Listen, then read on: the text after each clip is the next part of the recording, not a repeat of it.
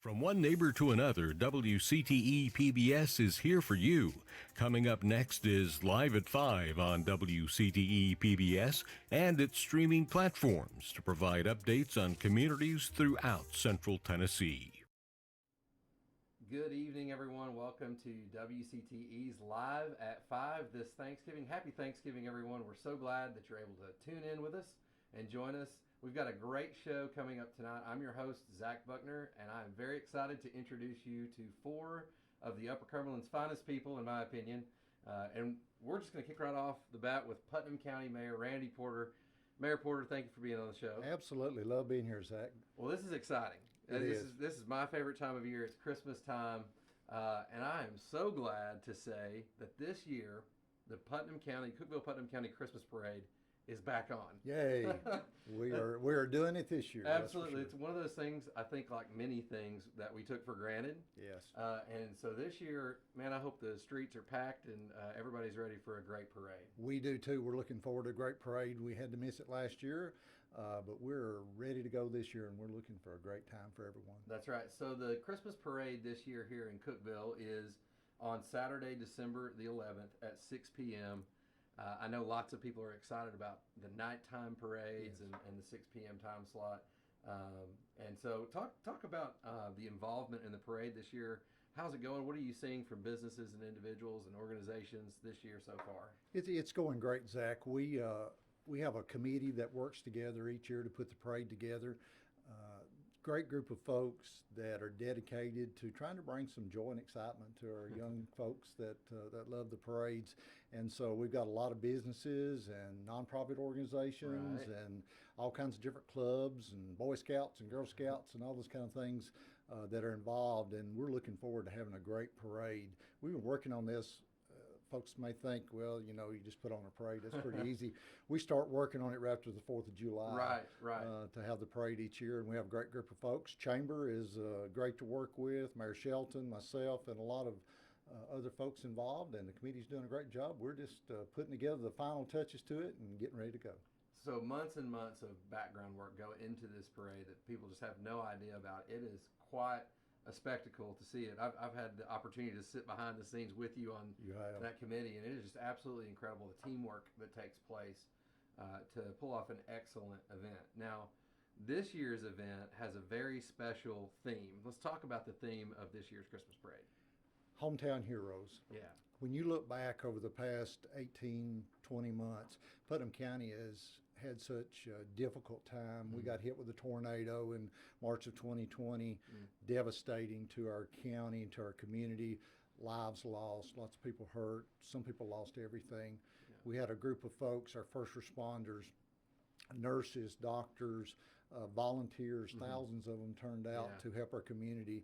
And then, of course, the pandemic hit within a couple of weeks after that. So we've got a lot of folks that have dedicated their lives. They put their health and their family's health before their, everybody else's, and did what they needed to do. So we want to celebrate those people. We want to thank them and show them how much we appreciate them. So we're making them our grand marshals for this year's parade. That is wonderful. Each agency has selected one person that will ride as a grand marshal in the front of the parade, and it gives us the opportunity to tell them how much we love them, how much we appreciate them, and we're so thankful that they're here in our community. Absolutely. So, folks, if anything, come out to the Christmas parade to show your support and your appreciation for these first responders, these hometown heroes. Yes.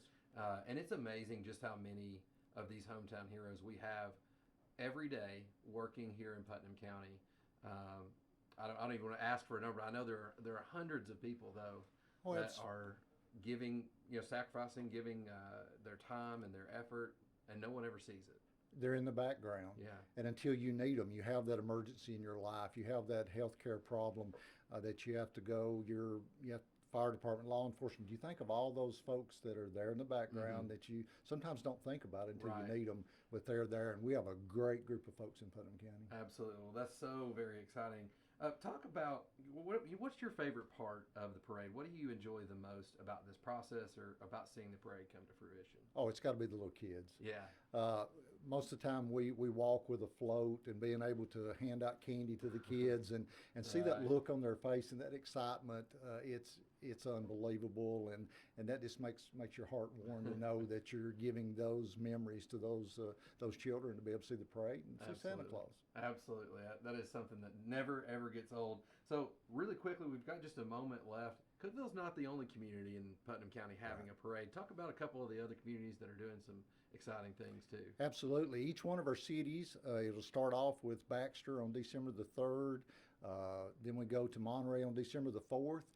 Then the following weekend on December the 10th is Monterey, and then we go to Cookville, Putnam County on the 11th. So we got Baxter, we got Monterey, then we got Allgood, and then Cookville coming Friday and Saturday nights back to back. So each community in the Upper Cumberland, in the Putnam County area has something really neat going on. That's exciting. Yes, it's going to be a great time. Talk to us a little bit very quickly about how to stay connected and in the loop with what's going on with the Christmas parade. We have a Facebook page, Cookville Putnam County Christmas Parade. You can check it out. You can check my mayor's page out. We will give updates usually on a weekly basis, and you can call the chamber if you'd like to have a float entered in the parade. Wonderful. Make sure you get those entries in. Thank you so much for joining us on WCTE's Live at 5. We'll be back in just a moment with another wonderful guest. Thank you so much, Mayor Porter. Thank you, Zach. Thanks for having me.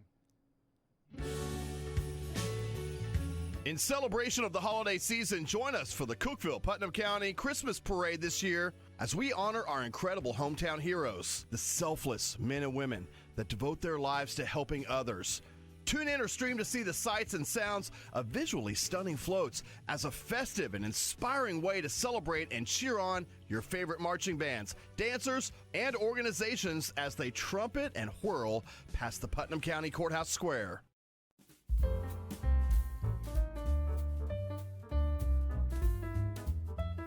Join WCTE PBS for a Bob Ross Paint-a-thon on Sunday, December 5th at 2 p.m. There will be an in-person event at the Biz Foundry in Cookville and a virtual option. For tickets and information, visit wcte.org/Bob Ross. Thanks to our sponsors and partners, Tennessee Arts Commission, the Biz Foundry, and Harper's Rare Books and Collectibles. Well, welcome back to WCTE's Live at 5. We're so glad that you're joining us this evening here on Live at 5. What a great start to the show we had with Putnam County Mayor Randy Porter, and it's just getting better after that with Miss Cigi England. Cigi, welcome to the show. Thank you. Thanks for having me. So most of you might know Cigi. She's involved in a ton of stuff, but you might know her from owning her own boutique. She owns Cigi's Boutique, right? Yeah, very original name. It's very original. Yeah. How long did it take you to come up with that? 7 seconds. Okay, great. Very good. Well, so she owns Cigi's. You've probably seen her smiling face there. She's very involved in our community. You've served on nonprofit boards and all sorts of stuff that people don't even have any clue that you've done. But there's something very exciting going on that Cigi has founded, and it's called the Exceptional Bean. So Cigi was on the show probably a couple months ago. It was back in September, I believe, with Susan. And she shared a little bit about what was going on. But Cigi, tell us about the Exceptional Bean and the vision and the mission and what in the world you're doing with that. Okay. So the Exceptional Bean is going to be a coffee shop that will employ people with disabilities. And we're going to do that in a supportive environment. So on average, there's 26% of Americans who are born with a disability. Wow. 80% of those are unemployed, and it's not by choice. Wow. So I have several friends, close friends, who have disabilities. Some are visual, some are in a wheelchair that you can see those disabilities. Others are not, and they are unemployed, and they want to be employed, but it's just really hard to find employers to give them jobs or to find an environment that is supportive for them to be able to work in. So we had this idea, my husband and I, and you were one of the first 5 people that I reached out to because of his knowledge with coffee. And so you've dabbled in coffee, and so we pulled together a group of people, and we're making this happen. Yeah. So our vision is to showcase abilities over disabilities. Oh, I love it. This is a very easy vision to get behind, and I know it's something that you've been passionate about for a long time. You served on the board for Rising Above, correct? Yes. You still do? Still do. Right, and so you have special insight. You've got your finger on the pulse of what's going on, and you just have a heart for it, and so it's one of those things that when you hear the mission and the vision of the being, you just want to get behind it. So, True. You were able to share a little bit about the launch last time you were on the show, but tell us where you're at with the logistics of making this happen. So, along with everything else in the world right now, we're delayed. I would have loved to have been open this month, and it's just not going to happen. So, permits and equipment and labor, everything is delayed right now. Right. And so, we're looking at opening up early spring. We are hoping for early March. Okay. God willing. Yeah, absolutely. Yes. Well, that sounds great. That's going to be a perfect time to open up. And also, you know, if you're listening, if you're watching, and you are a contractor, or you know, you have the ability to help push this process along, I'm sure Cigi would love a phone call. Yes. But this is something I'm really excited for our community to see. Tell us a little bit about how people can come alongside you, whether it be financially or volunteering. Yes. What are the volunteer opportunities going to be? That Okay. kind of thing. How can people support you? So we are a nonprofit, first of all, and we are awaiting our 501c3. So what that means is we are going to be taking donations from the community, and we don't care if it's $500 or I'm sorry, $500 or $500 or larger than that, or $500,000. or $500. Yeah, We're that's not also- cutting it yeah, off, yeah. basically. But we want our community to build this. Yeah. That way, we all feel like we had a hand in making this happen. This isn't something that I'm doing. This isn't something that our board is doing. We want our community to do it together. So you can find us on Instagram at The Exceptional Bean. Our website is theexceptionalbean.com, and we're on Facebook, The Exceptional Bean. Very easy. Wonderful. And I know there's going to be some opportunities here soon. Yes. If people go to the website, Yes. they're going to have an opportunity to look at some merch and Yes. support and be a supporter of the bean. Yes, we have some now at my store. Uh-huh. So we have a hashtag building the bean. So if you buy a shirt, if you buy our coffee, if you buy a hat, you are helping make this happen. So that's why we say no donation is too small. Like Right. when we all give a little, it truly does make a big difference. And so we're counting on our community to come together and make this happen. Yeah, what's been neat too is there are some other businesses in the same field. I know that Broast is Yes. kicking in big time. too. Roast is kicking in big time. Yeah. They are To holding support. my hand to Yeah. support me, and just they want this to happen too. And I think everyone wants this to happen because we all know someone with a disability. You know, maybe your best friend's little brother had a disability, or a Right. family member. And I think that's why this is working, because we all have that on our heart Right. and want to help make this happen. Absolutely. Well, I want to encourage you personally to get behind what's going on with the Exceptional Bean. CG shared how that you can follow what's going on there and how you can support. So I encourage you to do that. Jump online, go to the website, check out what's going on, stay updated. Make sure you find them on social media as well as you follow along this process. And we're excited, CG, for the Thank spring. you. It's going to be great. It's going to be great. Just another way that you're seeing neat things happen in Cookville for folks to support each other. We're going to be back in just a moment with our third guest, so make sure that you stay tuned here to WCTE's Live at 5. We'll see you back here in just a minute.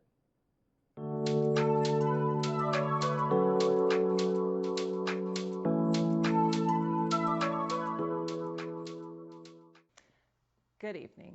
I'm Lindsay Pride, editor of the Herald Citizen, with your story of the week. Human remains, believed to be those of a Putnam County couple reported missing in 2018, have been found, and a father and son have been charged with their murder. 46-year-old Henry Wilson and his wife, 44-year-old Christy Wilson, were last reported missing in May 2018. The two were last seen at Christy's aunt's home Wednesday, May 9th, and they were allegedly traveling on Woodcliff Road the day they went missing. A few months later, law enforcement found Christy's vehicle off an embankment in Fentress County, but found no other signs of the missing couple.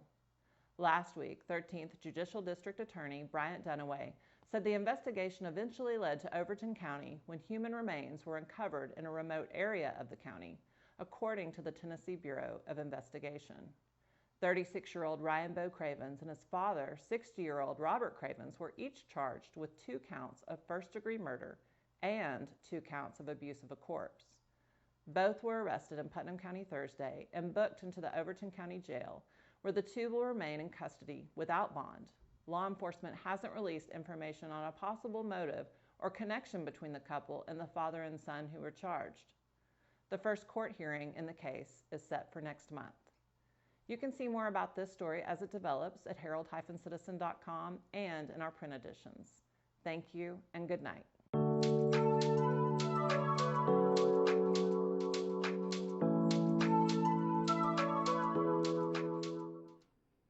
welcome back to WCTE's Live at 5. We're so excited to partner with the Herald Citizen with the Story of the Week each episode, and we thank you for tuning in.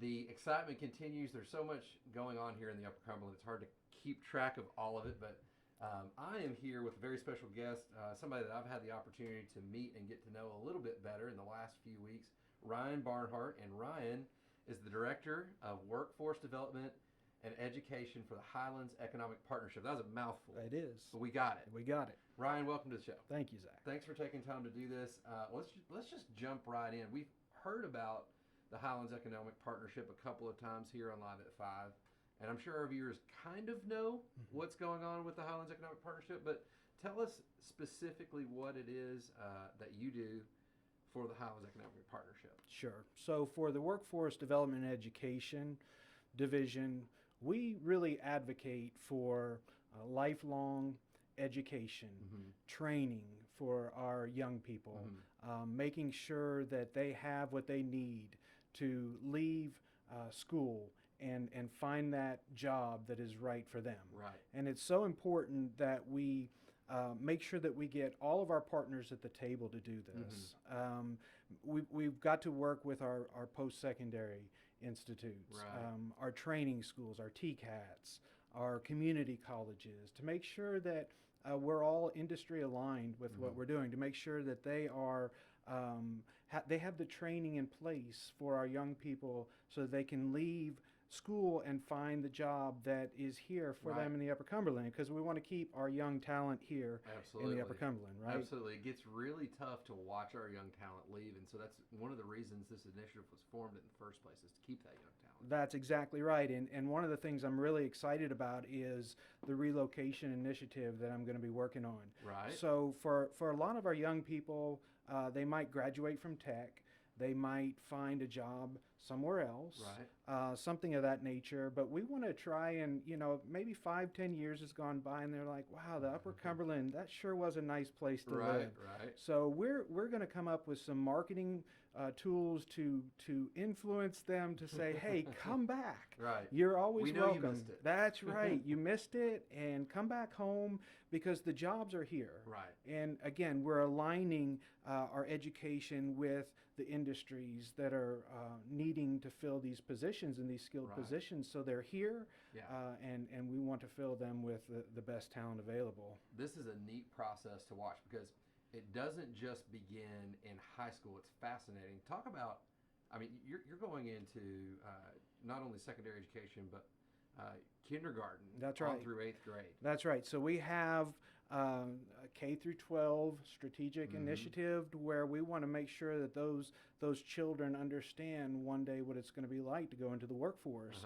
So we want to get them excited about that Right. as early as possible. We have what's called an 8th grade career fair. We enable our kids to meet local employers, and we enable them to understand what it's going to be like one day to have that job and to be excited about that. Right. We don't want them to think, oh, a job is a bore, or a Yeah, job or a is burden, a or- burden. We want them to be excited about what they're doing, because then we feel like that will keep them on path Right. for the remainder of their time in school. Right. And that's one of the things we really look at is our career pathways. What are those industries that we need here in the Upper Cumberland? Right. IT, health science, advanced manufacturing, education, and we're starting a construction pathway this year that we're really excited about, because there's never been a time when we need Oh, more wow. skilled construction workers as Right. we do today. Right, and it's one of those things that there's an old saying out there about economic development organizations do everything that people think just happens. They do the things that people think just That's right. happen, and so the work that you do is really setting the table for years ahead of time. Yes. These are the kind of things. It's like infrastructure. That's that, right. That the groundwork has to be laid for years ahead of time. Tell us about how people can get involved. What do you need from the community? How can people become involved with what workforce development and education is doing? I think it's taking your last statement, Zach, and understanding that, the future workforce, we need them. We need them to understand what their role is going to be in the Upper Cumberland. We need to continue to support them, to Right. support our local schools, to support our higher education institutes, to support our local employers, in any way that we can to understand the importance and how vital it is that we are training the best workforce for the future generations to come, because that advances our communities, that advances our region, the Upper Cumberland. I think one of the most important things that we can do is speak up to as employers. If there are employers watching, make sure that you speak up and let the Highlands know exactly what it is that you need, so that ears can be open and eyes can be open and plans can be made. Absolutely. Ryan, thank you so much for taking the time to join us. It's been my pleasure. We hit the tip of the iceberg there. That's right. There's so much more to find out about the Highlands Economic Partnership. I encourage you to jump online and find out more, or give Ryan a call and his team. There's so much that you can be involved in and do. We're almost done here. We've got one more guest coming up on WCTE's Live at 5 that I'm very excited about, and we will see you in just a moment.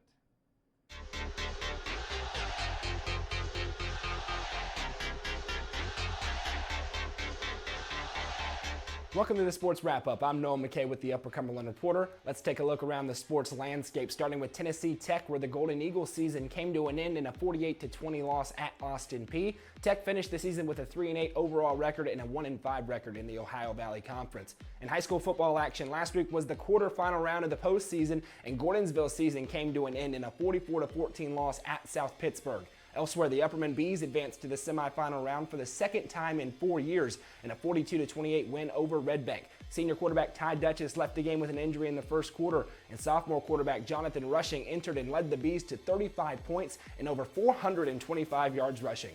Jackson Rollins also scored 4 touchdowns as the Bees advanced to take on two-time defending state champion Elizabethton Fighting Cyclones on Friday night for the right to move on to the state championship game. The game will be streamed live on the Upper Cumberland Reporter Facebook page with pregame coverage starting at 5:30 p.m. Central Time. In basketball action, the season is in full swing, and the Clay County Bulldogs have enjoyed a strong start to their state title defense, with Mr. Basketball himself, Grant Strong, averaging over 30 points and 15 rebounds per game. In girls action, the Cookville Lady Cavs opened their season with signature wins over Knox Webb and Oakland behind the strong play of junior Cassie Gallagher. That was the Sports Wrap-Up. I'm Noah McKay. Have a great day. Hey everyone, welcome back to WCTE's Live at 5. I'm your host, Zach Buckner, and we are here wrapping up the show tonight with my fourth guest, Miss Kelsey Walters. Kelsey, welcome to Live at 5. Thank you for having me. I'm super excited. Yes, this was something neat. I did not know Kelsey prior to about, a couple days ago. Read her story, and it's a fascinating one. I think it really speaks to the heart of the Upper Cumberland. When Cigi was on the show earlier, we know that the Upper Cumberland is full of giving and caring and compassionate people, and you're one of those people. Thank you. Thank you so much. So tell us a little bit about yourself, your title, and how in the world did you wind up here? Yes, so it's actually a long story, but I'll make it brief for this. So currently I'm Miss Tennessee Valley Volunteer, and about 4.5 years ago actually was at East Tennessee State University in my dorm looking for scholarships around the area. And so I looked up Johnson City scholarships. A pageant popped up. I said, absolutely not. And one of my roommates was like, just do it, just try, just see like what you would like to do about it, and it will be so fun for you. And so I was like, okay, I did it. Did not win that one, but fast forward, now here I am as Miss Tennessee Valley, and I'll be competing in June of 2022 for Miss Tennessee Valley, Miss Tennessee Volunteer. Okay, so Miss Tennessee Volunteer. So talk about a couple of the organizations that you do volunteer for. Yes, so I work closely with Canine Companions for Independence, and that organization actually relies solely on donations, and they use those donations to work with military servicemen and women as well as individuals with disabilities, and we provide service dogs at no cost for them, which is an incredible opportunity for these people because service dogs are very, very costly. Absolutely, absolutely. What do you love about that? What's your favorite part about getting to do that type of work? So I absolutely love working with those who do have disabilities, and watching Cigi talk earlier, I definitely want to be involved with the Exceptional Bean, but also getting to work with those service dogs because I am an animal lover, and my platform is anything is possible. And so it's a pun. I love puns, PAWS, and working with service dogs is definitely one of the best parts. That's great. So talk about what do you hope to do? What do you hope to accomplish with the use of your platform and being involved in pageants and that kind of thing, what are your plans for the future? Yeah, so I actually really want to make Anything Is Possible its own 501c3 nonprofit organization. And so I've already kind of begun doing that by creating the Instagram for Anything Is Possible. So that's something that viewers, if you're interested, can check that out. And I also just plan to continue advocating for CCI. I absolutely love that organization, and also for the Miss Tennessee Volunteer America program. Right. Well, tell us a little bit about, just kind of switching to a personal level now. What have you learned through this process of being involved in pageants? Because you got involved in it because you were looking for a scholarship, and then what happened? So I have had a lot of amazing opportunities by meeting people from different walks of life. It has been such an incredible experience just getting to meet a lot of other people. And so I feel like the best part of getting to work with so many different individuals is just getting to know them personally. And so that's actually helped me to want to push other people to find their path to success, which is why I'm actually really wanting to do academic advising whenever I finish my degree. So I'm at Tech right now in my master's program. So that answered my next question. Is where are you with your education? So you're going to Tennessee Tech. Tell us about that. Yes, so I'm at Tennessee Tech University master's program in May of 2022, which is actually next semester. Thank goodness I will be done with my program, and so I'll have that master's program and be able to look forward to doing academic advising at a college level for your university. And then in June of 2022 next year I will compete at Miss Tennessee. Wonderful. So you're competing at Miss Tennessee. What does that entail? What's the process to get to that point right now? Yes, so from here until June, I will actually have opportunity to just meet with other individuals, especially some of the things that I've been doing with my platform. And so just getting to do a lot of that stuff, as well as interviews like this, just kind of promoting the program, promoting the title, promoting the organizations I work with. And then of course prep is very serious. So we have a lot of mock interviews, and we have a lot of different things to work on, working out for the lifestyle and fitness portion, as well as just kind of working on my talents as well. Absolutely. So what would you tell a young lady that's looking to get involved in pageants and do what you do? I would definitely look into the Volunteer America program. I'm very biased because I do love the program itself, but just having opportunity to educate yourself on what programs are best fit for you. Someone who might be in college or looking to go into college as a high school student now, this program is very good if you're in need of scholarship money, which is the whole reason that I did it in the first place. I also would say just educating yourself on what kind of program fits your needs and what kind of opportunities you really want to get involved in. Gotcha. Well, Kelsey, thank you so much for being on the show. Yes, thanks for having me here. And give us one more shot again at how we can connect with you, or the work that you're doing, and maybe even jump on board to help you volunteer. How can we do that? Yes, so I do have a Facebook page and Instagram page, Miss Tennessee Valley Volunteer, and you can check that out. My Instagram is probably the best way to get in touch with me, and that's where I actually post all of my information on my fundraising. So wonderful. Well, Kelsey, thank you again. Thank you. We look forward to seeing what all happens, and of course we'll be rooting for you here from the Upper Yes, Cumberland. please do, please as do. you go to Miss Tennessee for sure. Everybody, we want to thank you so much for joining this Thanksgiving Day here on WCTE's Live at 5. There's so many good things going on in Upper Cumberland, and WCTE is the best place to stay in the loop for all that. So make sure you check out our website, WCTE.org, or you can follow us on social media as well. We want to wish you and your family the very best Thanksgiving holiday, and we look forward to seeing you again on Live at 5 next week. From one neighbor to another, WCTE PBS is here for you. Join us back for the encore on Sunday at noon. A brand new show of Live at 5 will return at 5 p.m. next Thursday. Thank you for watching.